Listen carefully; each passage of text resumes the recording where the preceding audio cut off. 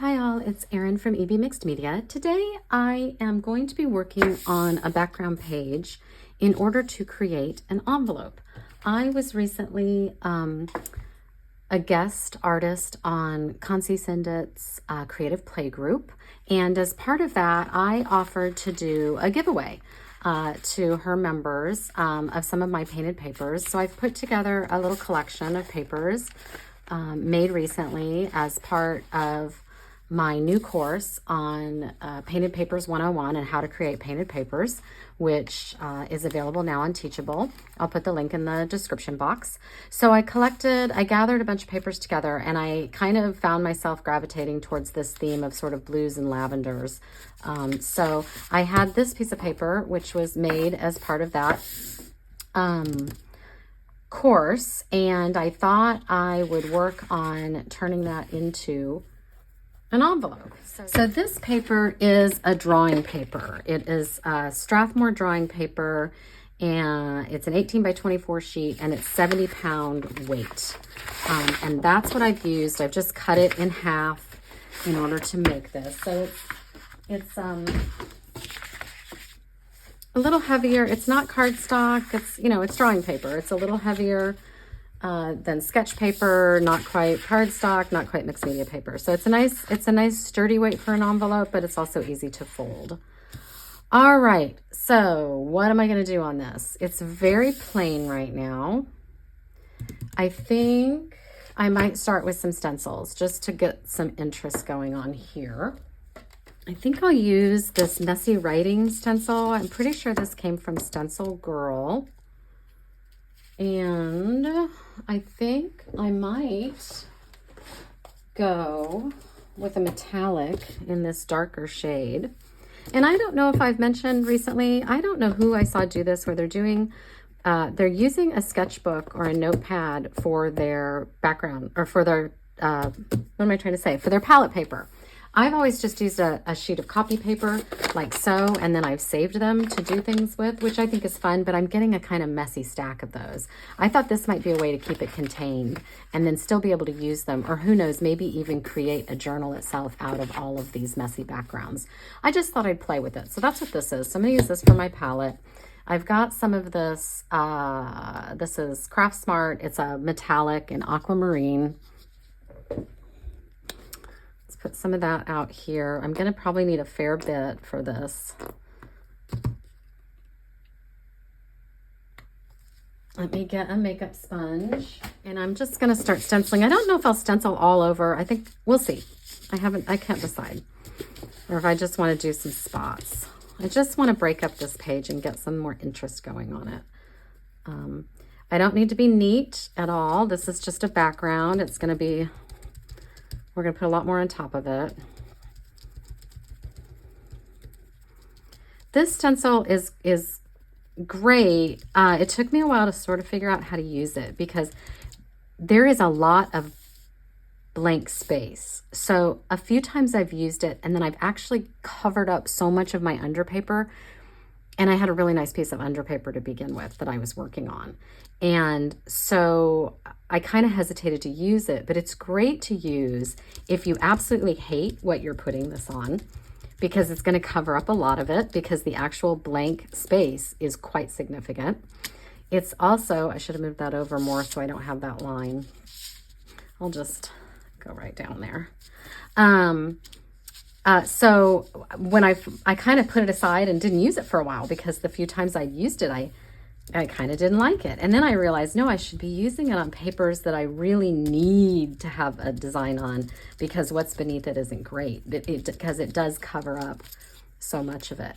So I could go across this whole page with just this, and that would be a beautiful background for an envelope without doing too much more, but we'll do more. So do I want to just do the whole thing? I cannot decide. I guess I will. Let's just do it. So while I'm doing this, I will just tell you a little bit about the Painted Papers 101 class that's just dropped recently. This is a class based on a lot of requests I've had from people to show more about how I make my background papers that I use in my art and my collaging especially. And a lot of people that are asking are beginners. They're very new to mixed media or new to art journaling, new to this whole genre of or style of art. And it's kind of hard to know where to get started. And one of the easiest ways to get started is to make papers and build up a nice stash of papers. And in making papers, you can learn a lot about different art supplies and how they work. You can practice techniques, and then you develop a great stash that you can use in your artwork later. And having that stash means it's just so much easier to sit down and create art rather than having to start from scratch with every piece you do. So the class is geared towards beginners. And I say that it's not that if you've done this before, you may still get something out of it, but some of the techniques are very, very simple. Which is great. It's supposed to be for anybody who's never done art before. But if you've done this for a while, you may find it too rudimentary. And I just want to put that out there because I wouldn't want anybody to get into something and find it just wasn't the right fit for them. But anyway, so that's on my Teachable. I'll link it in the bottom and we'll keep moving here. So this looks great. I mean, that would be perfect as is. I don't think you would need to do too much else if you wanted to just make a really nice envelope to send. That's perfect. But I want to get some purples into this because that's sort of my theme going through here, and some pinks. So I've got this other metallic. I've got a couple metallics that are almost identical in color, but we'll go with this one that's called Berry. And what do I want to do with Berry? I think maybe another stencil. What about this rose? I think this is pretty. This is a Tim Holtz.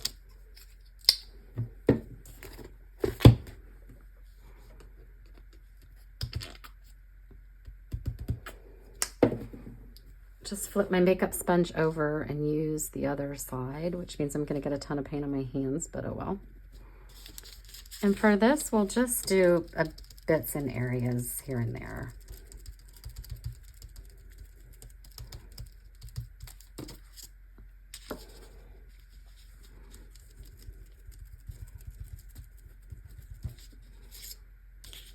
I always try to be careful with my stencils that I don't have a line that looks like a sharp line, which can happen sometimes when you bump up against the edge of the stencil. So I try to keep it pretty organic.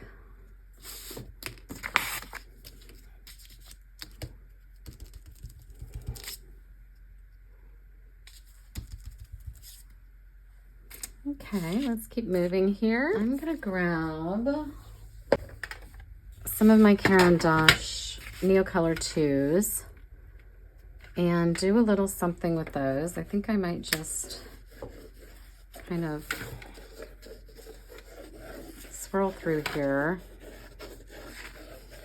with them. And maybe we'll take a darker color and make some marks.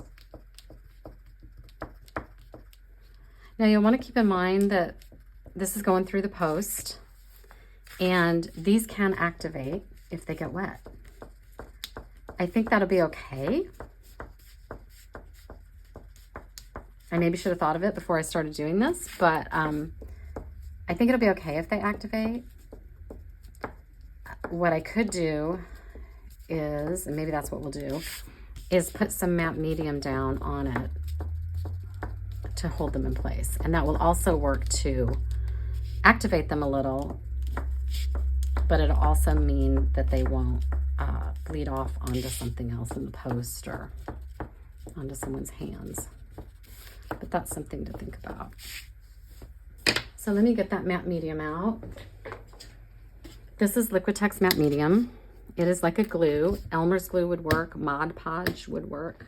And I'll just get a little brush here and kind of go over this. But you can see how I'm going over it and it's causing it to activate there and blur on the page, which I think is quite nice.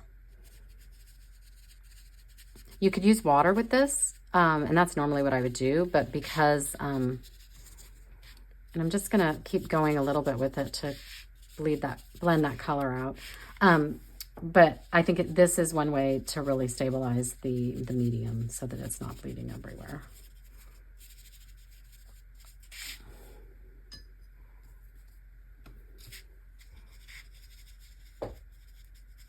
You don't want to blend it too much. I just kind of erased it there, but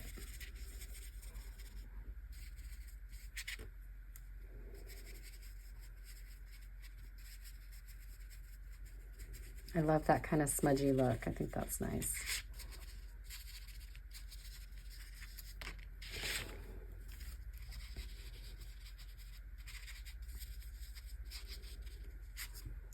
Put some more over here in this corner.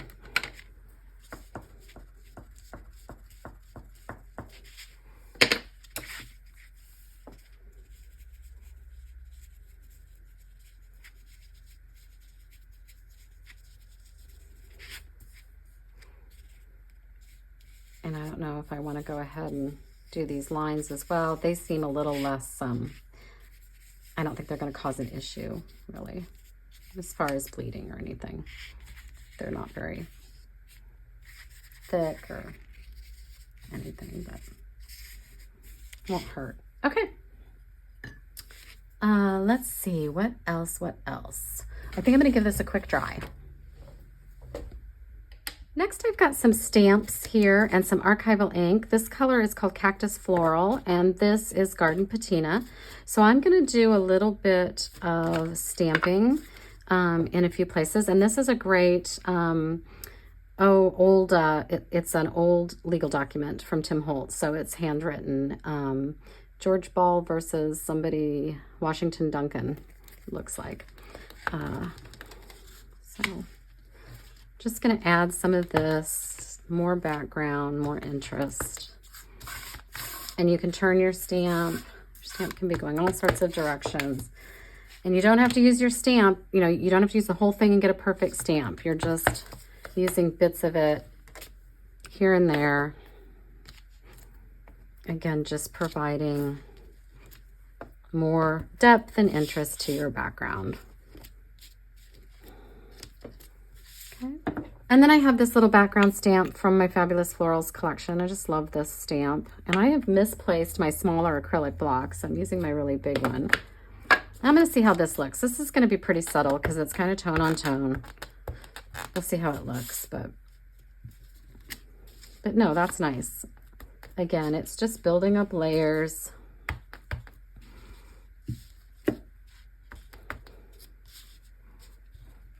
So I'm kind of looking for areas that look a little empty. Maybe could use a little zhuzhing.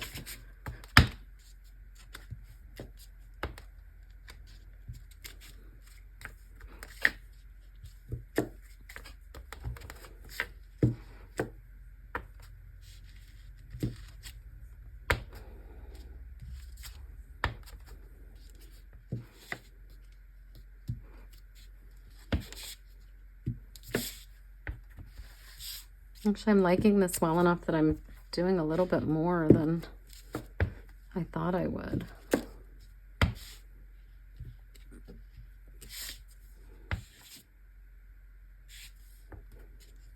I think that looks great. I think this is just about done, folks.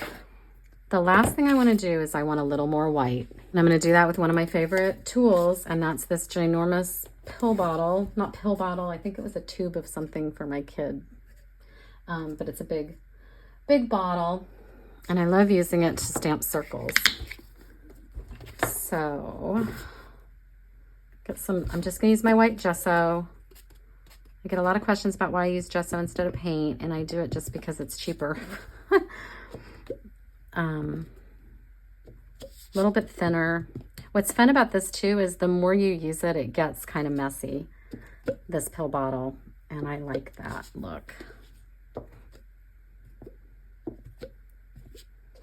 Have some coming off the page too.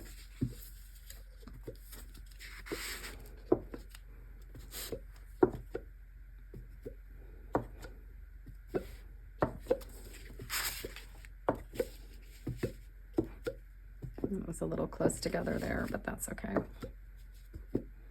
That was two. I didn't even see those. But it's going to look fine on an envelope. when it's all folded up. No one will notice. I think that's it. Maybe one more there, or two.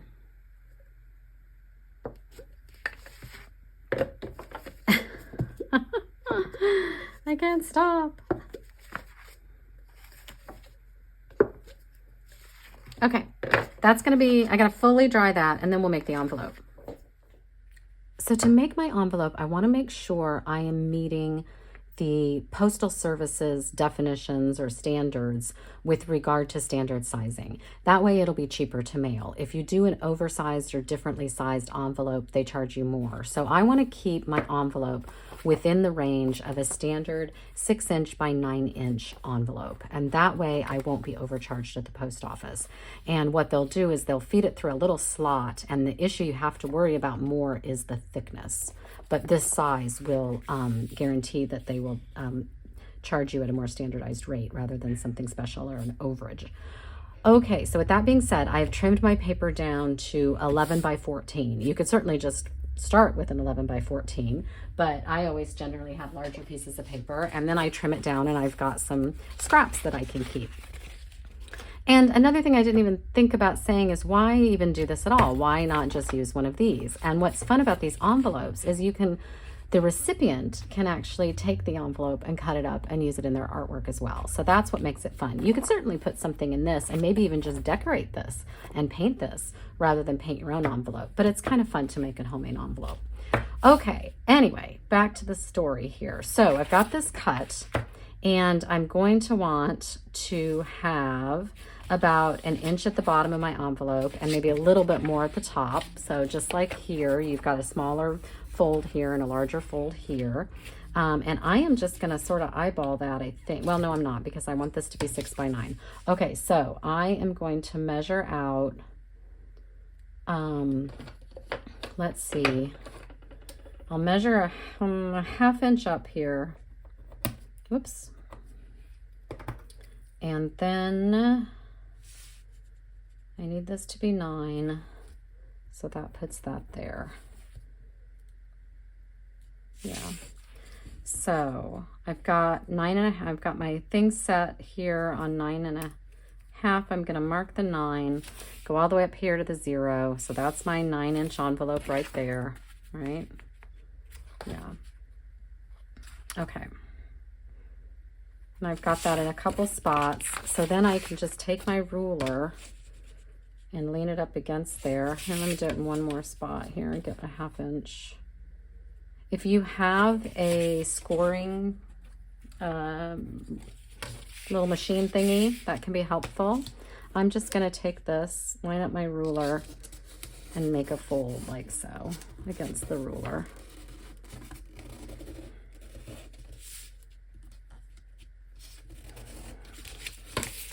And then fold it down. And I'm a little off, but that's okay. It'll all come out in the end. And if you have a bone folder, you could use that. I just tend to use a marker or a highlighter or something. So there's my bottom of my folder. And then I've measured out here, 1.5 inches from the top. Right, 1.5. And I'll just line up my ruler again and get that fold.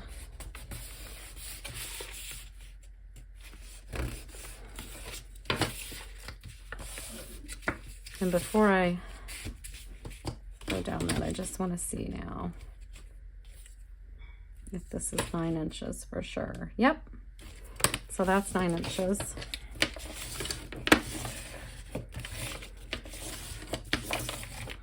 Okay, so now I'm just going to lay this down here and eyeball this, right?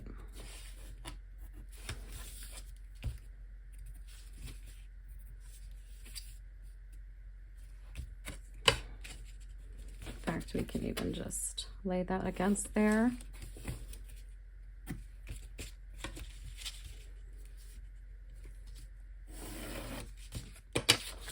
All right. So this is going to be the body of my envelope. Let's make sure that's 9 inches. Yep. Okay, now I'm going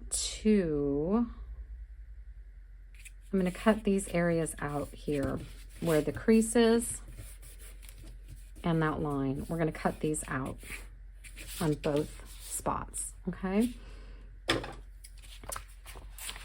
And to do that, I am going to do a little bit of an angle for my flap. You can see on this envelope how there's a flap. So I'm going to do a little bit of a flap, and I'm not going to measure it. It doesn't really have to be perfect. And I'm going to cut this section along this crease line out.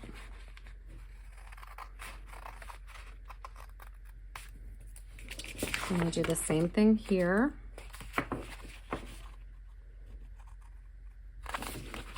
And cut this one out. And I'm going to do the same thing here.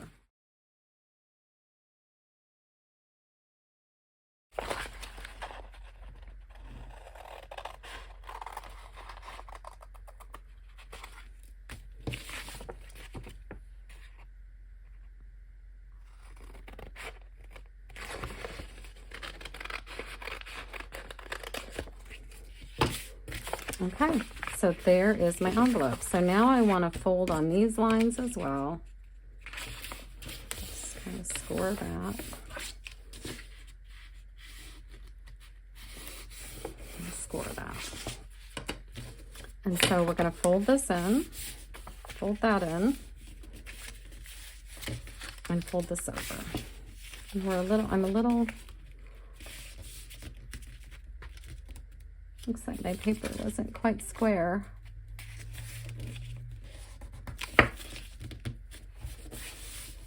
There we go.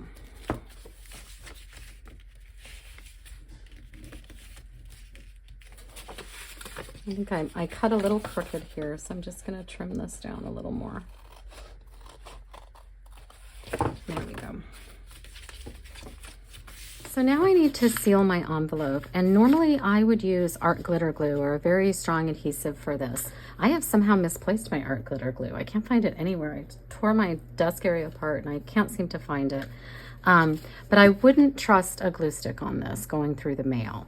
So I am going to go ahead and use Mod Podge and hope for the best. This is a glue. I think it'll probably be strong enough to handle it.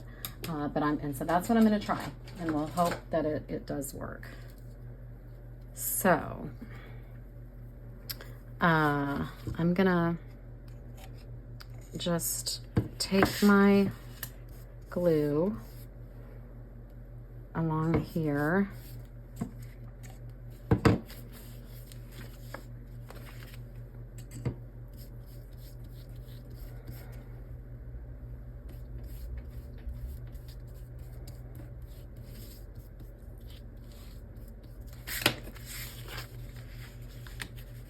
and seal that down.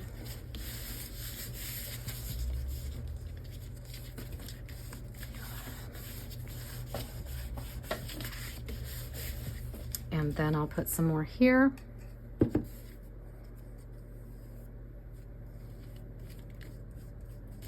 And seal that.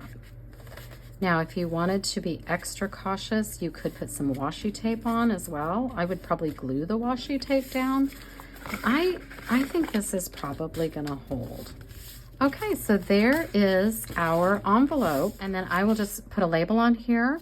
I'm trying to decide, I think that might be the way I would do it. Put a label here, return address label here.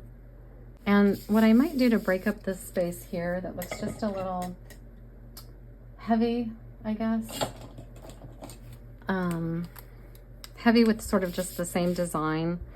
I think I will just do some messy writing here, if I can get my pen to work.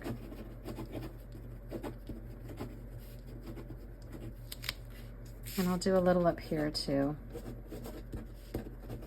Just some silver messy writing. I think that's pretty with our color scheme. And you know what? I have some extra gesso out here. So I am going to do some splatters as well.